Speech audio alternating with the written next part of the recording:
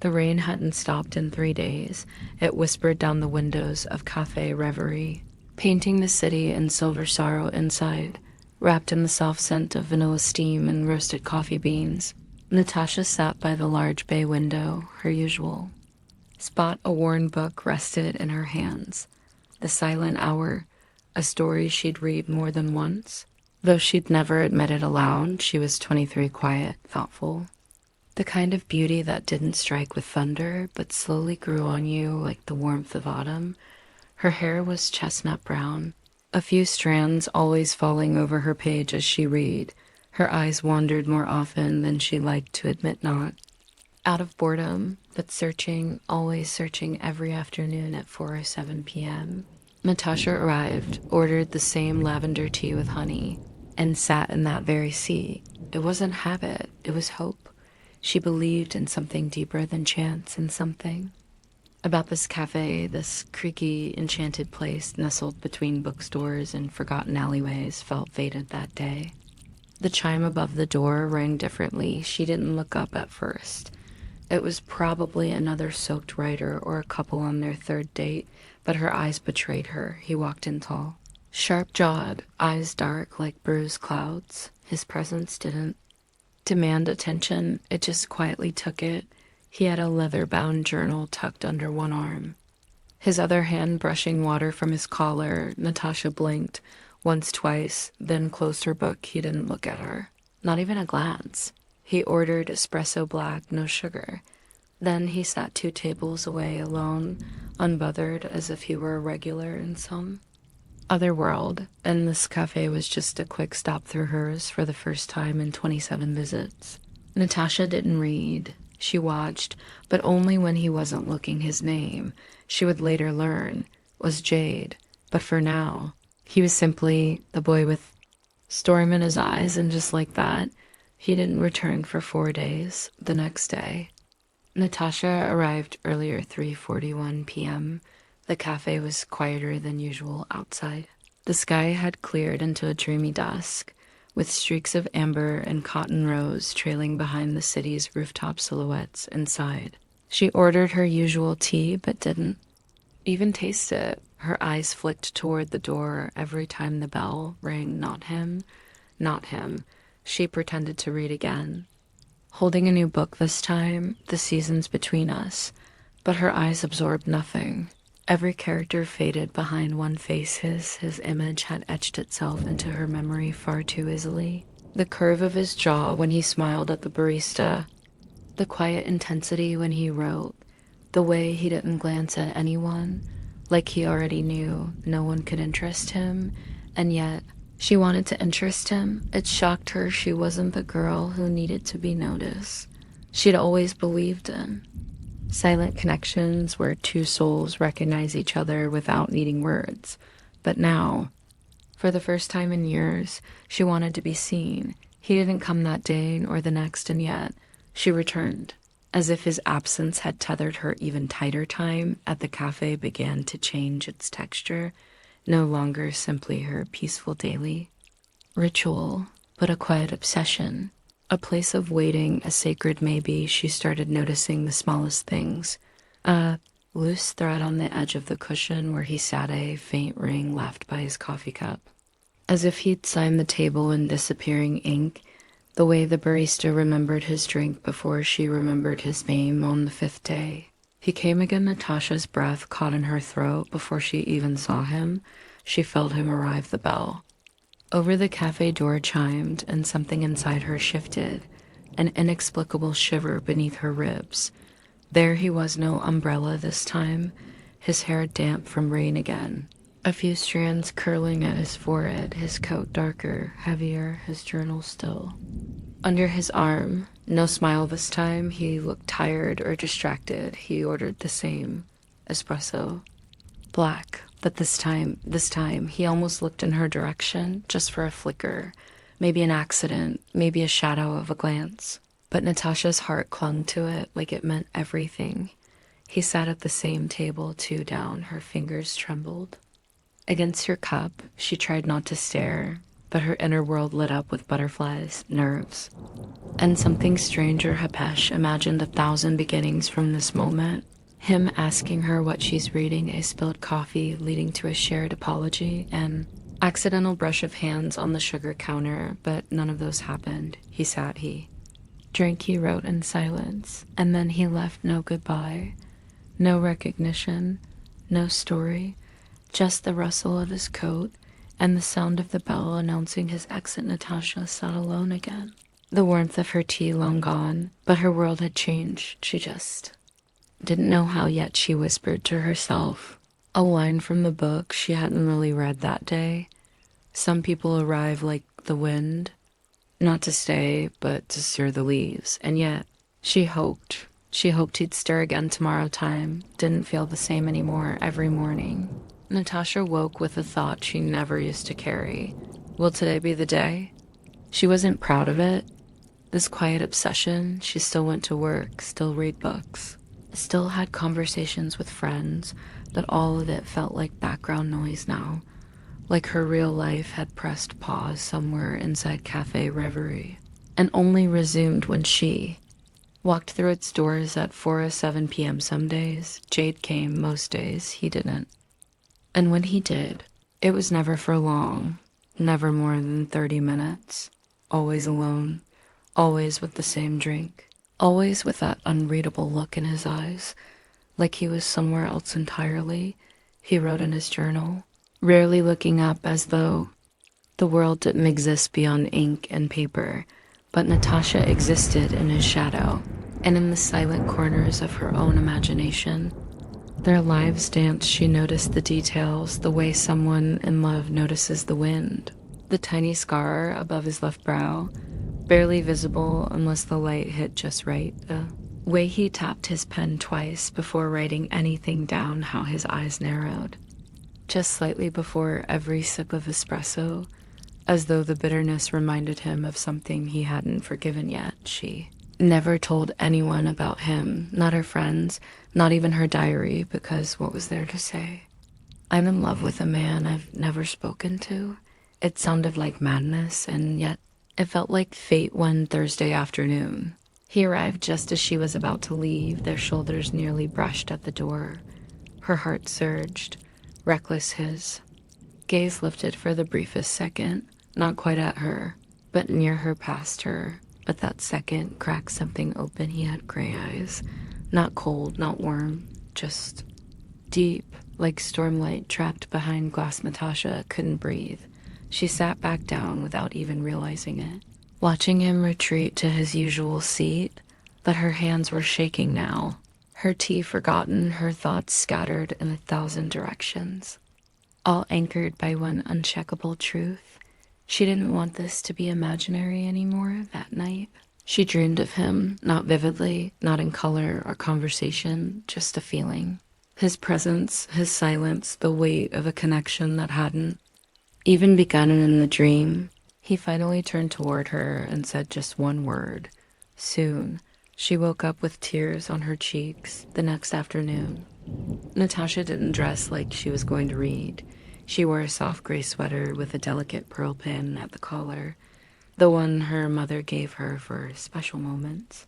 Though Natasha was never sure what those were supposed to feel like, she brushed her hair 3 times longer than usual, applied a faint blush, and changed her earrings twice before settling on the smaller pair, just enough to be noticed. If someone were looking at 4 or 5 p.m., she sat at her window seat. Jade wasn't there yet, her fingers wrapped around the warm mug, not to drink, but to calm the tremor in her hands. She opened her book, The Light Between Worlds, but didn't flip a single page at 4:29 p.m. He arrived, the bell rang, her heart answered. He entered like he always did, unbothered, unaware, unshakably calm. He didn't notice her, or maybe he did and chose not to show it.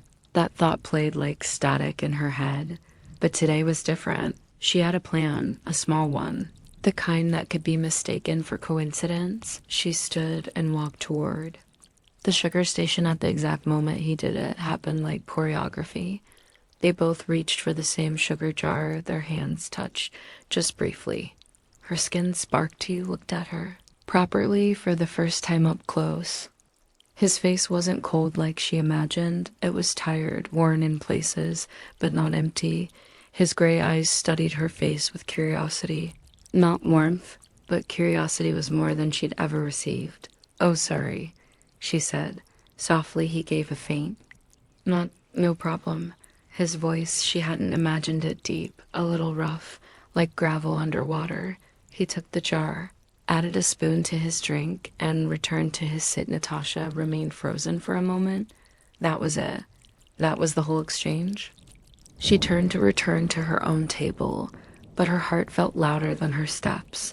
She tried to drink her tea again, but it tasted like nerves. Jay didn't look at her again. He went back to writing in that journal with the cracked spine, but she'd seen it, hadn't she? That flicker in his eyes, like he did see her, like he had seen her before, maybe even wondered something about her when he left 20 minutes later. He paused just slightly at the door, long enough for her to notice. Then he was gone the next day. She came earlier again. He didn't come the day after. She waited until sunset still. No Jade, her world, which had begun to feel so full, so heavy with possibility, suddenly echoed with the absence of him, and yet a strange kind of confidence settled. In her chest he had spoken to her. He had looked at her that was real, not a dream, not imagination. It wasn't enough, but it was something in Natasha's universe. Something was a seed that could grow into anything. 3 days passed. No Jade. Natasha still came to the cafe every afternoon. Same seat, same lavender tea, same book left untouched on the table while her gaze flicked constantly toward the door. But no, she wasn't just waiting. She was remembering the warmth of his hand against hers, no longer just imagined, but real. The way he said, "No problem," soft but solid.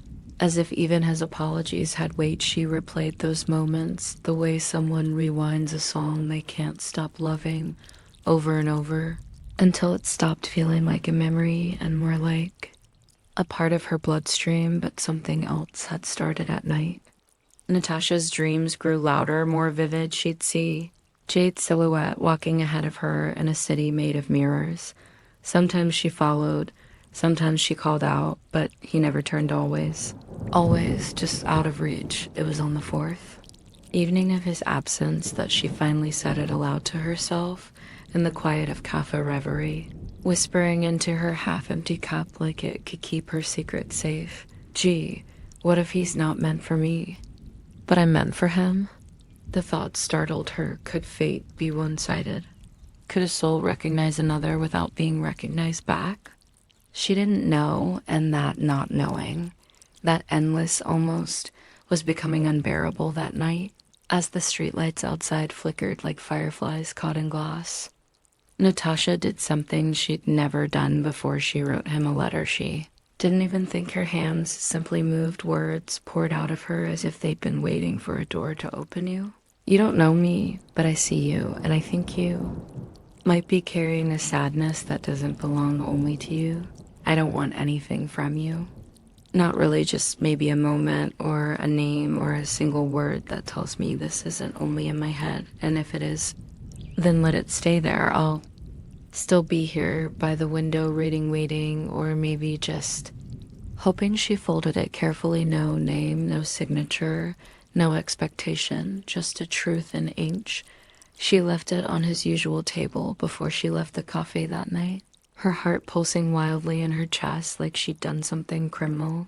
The next day, she arrived breathless, early, full of nerves. The letter was gone, but he wasn't there, and the barista, when asked, simply smiled and said, "Someone picked it up this morning." Natasha didn't ask who. She didn't want confirmation, because somewhere in the strange ache of her chest, she already knew he had read it, and now the silence felt heavier, not the silence of distance, but the silence of something about to change. That morning, Natasha woke with a storm in her chest. She had dreamed again. This time, the dream was quieter. No city of mirrors, no chasing him through endless reflections. Just him standing at the cafe window, looking out at the rain, his back to her, and in the dream, she was holding the letter she'd written, trying to give it to him again, but when she reached him, he turned around. And it wasn't Jade, it was her. She didn't understand it, not fully, but it clung to her like a whisper she couldn't shake still. She went to the cafe 4:03 p.m. this time, early.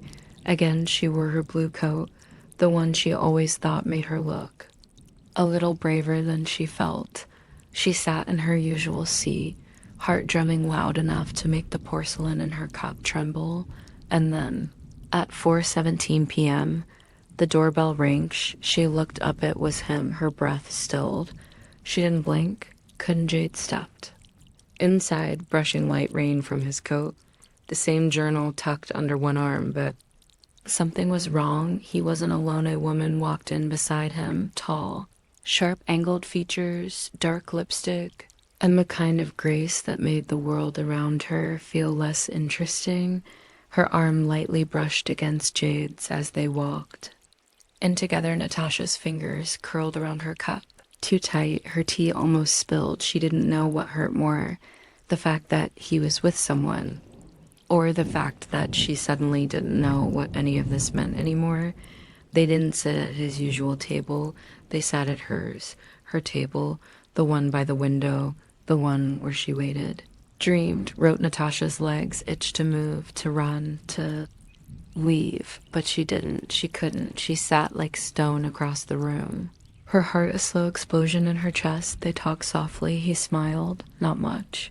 But he did, and worst of all, he looked at this woman, not the vague, half-lost look he gave. The world, not the distracted. Stormy glances he saw her. Natasha felt like air. The barista came to ask if she wanted a refill. She shook her head without hearing the question. She didn't cry, not yet. She just watched as the boy she had woven entire worlds around sat at her table, with a woman who clearly already lived in his, and then, as if the universe wanted to press deeper into the wound. Jade stood and reached into his coat pocket. He pulled out her letter. Natasha's stomach dropped. He unfolded it casually. Like a list, showed it to the woman, said something that made her laugh, the kind of laugh that sounds like knowing Natasha looked. A way she couldn't hear what was said, but she'd heard enough. She stood slowly, left money on the table, and walked out into the rain without her umbrella that night. She didn't dream. She just stared at her ceiling until the dark turned into dawn and whispered, "Gee, maybe fate was never about getting what you wanted. Maybe it was just about finally understanding what you didn't." The rain didn't stop for 2 days. Natasha didn't go to Café Reverie. She couldn't, not yet. Felt almost childish, how much it hurt, as if she had built a cathedral of moments in her mind, and someone had walked in with muddy boots and torn down the altar. She kept telling herself. You didn't even know him, but she had, hadn't she? Not through conversations or shared memories, but through observation, intuition. She had noticed him when no one else had. She had read him like a book in a language no one else seemed to speak, and yet maybe she'd gotten it all wrong. Maybe what she had seen wasn't him, just the parts of herself she wanted to believe, and the idea stung more than the truth. On the third evening, she returned to the cafe, not for him, not anymore for herself. She sat in a different seat this time, not the window, somewhere further back, tucked into a quieter corner. A seat that didn't hold memories. The barista raised an eyebrow. Switching it up? Natasha offered a tired smile. Something like that. She ordered chamomile tea this time, no lavender, no honey, and opened a book she hadn't touched in years. The Fire That Didn't Burn, but she didn't read, not really. Her mind kept echoing that moment, seeing her letter in someone else's hands, watching someone else laugh at it. What had he said about it? Did he know it was from her? Maybe she'd romanticized everything. Maybe he never noticed her. Maybe he did, and didn't care either way. Something had been shattered, but here's what surprised her. She wasn't as broken as she expected. She missed the version of herself who believed in something impossible, but she was also proud, quietly, deeply, that she had felt something so much, so fully, So honestly, most people floated through life on low tides, but she had dared to sink, to feel the deep end, even if no one met her there. That night, before leaving the cafe, she returned to her old seat, the one by the window. Just for a moment, she touched the edge of the table gently, like saying goodbye to a ghost. Then she noticed something strange, a folded napkin tucked beneath the sugar jar. Her breath caught. She picked it up. It wasn't hers, but it was. Handwritten, a single sentence, "You saw me, I didn't think anyone could." There was no name, no initials, nothing, but the handwriting wasn't hers, and it wasn't the barista's end. Suddenly, the world inside Natasha didn't feel like an ending anymore. It felt like a pause, a breath before something begins again. Napkin stayed in her coat pocket all night. She didn't unfold it again. She didn't need to. Words were carved into her thoughts like markings left in frost dough. You saw me, I didn't think anyone could. It was impossible to know who wrote it, but in her heart, Natasha hoped, not foolishly but fiercely, that it was from him, Jade, because no one else would have known how those words would land like that unless someone was watching her the way she watched him the next day. Natasha went back to Café Reverie, same time, same window seat. She scanned the room. No sign of Jade or the dark-haired woman, or anyone she could place with those words, but something had changed in her posture. She wasn't sitting for him now. She was sitting in the space where something had been shared, even if she didn't know who with the barista passed by. Smiling, he was in earlier. Natasha blinked. Who? The barista tilted her head, like the answer should have been obvious. Storm eyes, same espresso, same silence. Natasha's heart skipped. Did he leave anything? The barista's smile widened slightly, almost knowingly. Nope, not that I saw. Natasha nodded, trying not to let the disappointment show, but just as she turned to sit, her eyes caught something, another napkin tucked beneath her saucer this time. It hadn't been there when she ordered. She picked it up slowly. Her fingers trembled again. New handwriting, same pen this time. It read, "Why do you come here every day if you never say anything?" No signature, but her mind screamed, him, Jade. It had to be. She read the line again and again. It wasn't cruel. It wasn't mocking. It was honest, curious, a voice behind the silence, a knock on the glass wall that separated them. And this time, Natasha answered. She borrowed a pen from the counter, flipped the napkin over, and wrote, "G," because I wasn't sure I was allowed to. She left it exactly where she found his, beneath the saucer, then walked out without looking back that night. She barely slept, not because she was anxious, but because her world felt suddenly alive again, like something was writing itself in real time, not in her imagination. The next afternoon, she came back, another napkin waiting. "You always were, I just wasn't ready to hear it." Natasha clutched it like a message sent across lifetimes. She couldn't smile, not yet, but something inside her bloomed. This was no longer imagination. It wasn't longing. It was a conversation, not in voices, not in glances, but in paper, in pauses, in a strange rhythm only two people could hear. And Natasha realized something bone deep. Jade had seen her not with his eyes, but with whatever soul hides behind words. Unspoken fate wasn't always loud sometimes. It was written in napkin notes. Sometimes it started after the heartbreaks. Sometimes it waited for you to become brave enough to stop dreaming and start answering back for the next 6 days. Natasha and Jade didn't speak, but they wrote every day. One of them left a note, always on a napkin, always folded, hidden, waiting in plain sight, sometimes short. "Gee, I watched you read the same sentence 3 times yesterday. You tilt your head when you're about to smile. I like that, sometimes piercing. Gee, what are you afraid of?" Of wanting something I can't explain. She never saw him leave them, never caught him coming in. And he never left a name, not even an initial, but it was him. She knew every word had that quiet tension, that poetic restraint that was so Jade by. The 7th day, Natasha didn't just feel close to him. She felt threaded to him, like their thoughts were tangled across invisible lines that only they could walk without. Falling, but it couldn't stay like this forever. Not on napkins, not hidden so. One rainy Thursday, she left a questione. What happens if I say I want to hear your voice next? The note stayed all day no reply came. The next morning, the cafe felt different, quieter. The rain had stopped, but the air inside held a kind of hush like the moments before something falls. No napkin waited, no espresso order was placed. Jade didn't come. She waited 2 hours, nothing. Then, finally, just as she was about to leave, the barista came over, nervous.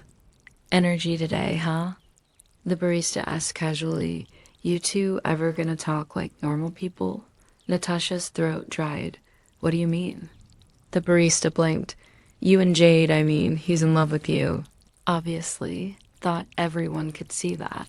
Natasha's heart punched through her chest. Wait, what? The barista paused, confused. Wait, you are Natasha, right? Yes. The barista's face changed a flicker of confusion, then worry. He said if you ever came in after Tuesday, I should give you this. She pulled a small black envelope from under the counter, said not to open it until you were alone. Natasha took it with trembling fingers, black envelope, thick paper. Her name handwritten in silver ink, nothing on the back, no stamp. No mark, she didn't open it at the café. Ran home, the city blurred past her, but her hands never loosened their grip on the envelope. It felt heavy, final, like a door with only one key inside. She found two things. One, a photo of Jade younger, maybe 19, standing in front of an old bookstore, holding a book and smiling wide, bright, like a different version of him. Behind him stood the woman Natasha had seen him with, not a girlfriend. A sister, they have the same eyes too. A letter not on a napkin, not scribbled type, deliberate signudo. Natasha. Gee, I'm not someone who falls into stories easily. I keep distance like armor. I build silences like walls. I don't write letters. But you changed something. You saw me. Not the me I show the world. The one I lost 3 years ago. When everything stopped making sense, the day my sister Lucia disappeared. I came to this cafe because it was the last place she went before she vanished. I never told anyone. I just kept showing up, hoping to feel close to her again. And then there was you, reading, smiling, waiting. I thought you were just part of the background at first, but you noticed me. And the more I tried to ignore you, the more you unraveled. May started coming just to see if you'd be there, and I started writing back. But now, things have shifted. I found something, a clue about Lucia. It's taking me out of the city. I don't know for how long. I didn't want to disappear. On you too, so here it is. If you believe in fate, and whatever this is, leave a letter for me, seal it. Don't write my name. Just leave it in the book called The Violet Compass. There's only one copy. I'll check it when I return, if I return. I hope you're right. I hope you're still there, Rue. Jade Natasha read it twice, then again, then. She simply held it against her chest and let the tears come. Everything made sense now, the silence, the distance, the pain in his eyes. The woman he was with, not a lover, but a ghost of memory, and somehow she wasn't hurt anymore because he had chosen to tell her the truth. He trusted her with his truth. Now it was her turn. Natasha sat on the edge of her bed, the black envelope in her hands, the letter from Jade pressed against her heart.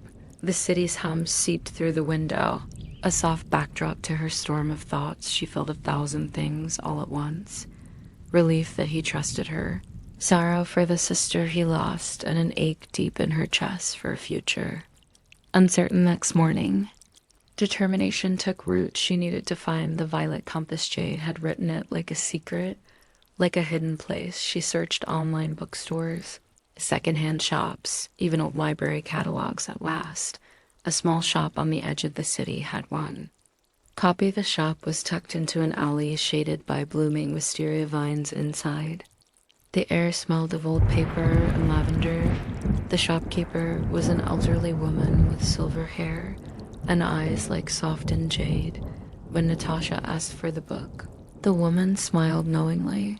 "It's a rare one," she said, pulling out a copy with a worn purple cover and a compass embossed in silver. Natasha took it carefully, the weight of it like a promise at the cafe later that day. She opened the violet compass and found the first pages empty. Her fingers trembled as she pulled out her pen. She wrote a letter. G to the boy who carries shadows I cannot see. G, I'm here. I will be Hera. For your sister, for your story, for whatever. Comes next to no name, no promise-esque. Just a heart that sees you. She folded the letter, sealed it with a small sticker shaped like a star, and placed it between the pages. The next day, she left the book on the table by the window. She waited days, past no sign of Jade, but something else happened, Sense of peace the city no longer felt. Like a maze of unanswered questions, but like a canvas waiting for her to paint then. On the 7th day, the barista handed her a small folded note in familiar handwriting. "GM coming back," Natasha smiled, a rush of butterflies rising from somewhere. Deep inside fate, she realized, was never about certainty. It was about the courage to keep writing your own story. Even when the ending is unknown. It was a chilly evening when Jade finally came back. The city lights blurred in the mist, casting long reflections on the wet pavement. Natasha sat by the cafe window, the last light fading in her cup of chamomile tea. Her heart raced with a mix of excitement and nerves. The door opened there. Jade stepped inside, his coat damp and eyes weary but searching. He didn't rush to the table. He walked to the counter, ordered his espresso quietly, then turned. Their eyes met. Everything, the waiting, the letters, the heartbreak, condensed into that single moment. Jade crossed the room and sat down opposite her. "I'm sorry," he said softly, "for leaving without saying goodbye." Natasha nodded. Unsure what to say, he pulled a small object from his pocket. Silver compass pendant, the same design as the one embossed on the violet compass. "It belonged to Lucia," he said. "I carry it with me to find my way back." His voice cracked slightly. Natasha reached out, touched his hand. For a long moment, neither spoke. Then Jade looked up. "There's more," he confessed. "The disappearance. It's not just a mystery. It's dangerous. People who don't want the truth to come out." Natasha's breath caught. He continued, "I've been followed, watched, but I'm done running." She swallowed hard, the weight of his words settling between them. "Whatever happens," he said, "I want you to know, meeting you has been the brightest part of the dark." Just then, the cafe door slammed open. A shadow slipped inside, eyes dark and calculating, and in that instant, Natasha knew their story was no longer just about fate or love. It was about survival. The shadow moved closer. Jade's hand tightened around Natasha's. A silent warning. The man stepped into the light. Sharp features, a cold smile, eyes that flickered with something dark and dangerous. "Jade," he said smoothly, "we need to talk." Jade's jaw clenched. Natasha's heart hammered. She stood slowly, putting herself between them. "Who are you?" she asked, voice steady but fierce. The man smiled wider. "I'm the last piece in your puzzle." He pulled out a folded photograph, the same photo Jade had shown her of his sister. "She didn't just disappear," the man said quietly. "She was taken. Why?" Natasha's voice cracked. "Because she found something," the man replied. "Something worth hiding." Jade's eyes darkened. She was close to uncovering a secret that could change everything about the city, about the powers that rule in shadows. Natasha's mind reeled. The city she thought she knew was a stage for a far bigger game. Suddenly, the man's smile faded. "But there's a choice," he said. He looked at Natasha. "Walk away, forget what you've learned, return to your quiet life, or join us, help us find the truth, risk everything." The cafe seemed to hold its breath. Natasha glanced at Jade, then back to the man. Her heart whispered the answer. "I choose to stay," she said. Jade squeezed her hand, relief washing over his face. The man nodded slowly. "Good. Then he turned and vanished as quickly as he came, leaving a single card on the table. It read simply, "G, the real journey begins now." Natasha and Jade looked at each other. A mixture of fear, hope, and something unbreakable fate had led them here, but their story was only just beginning.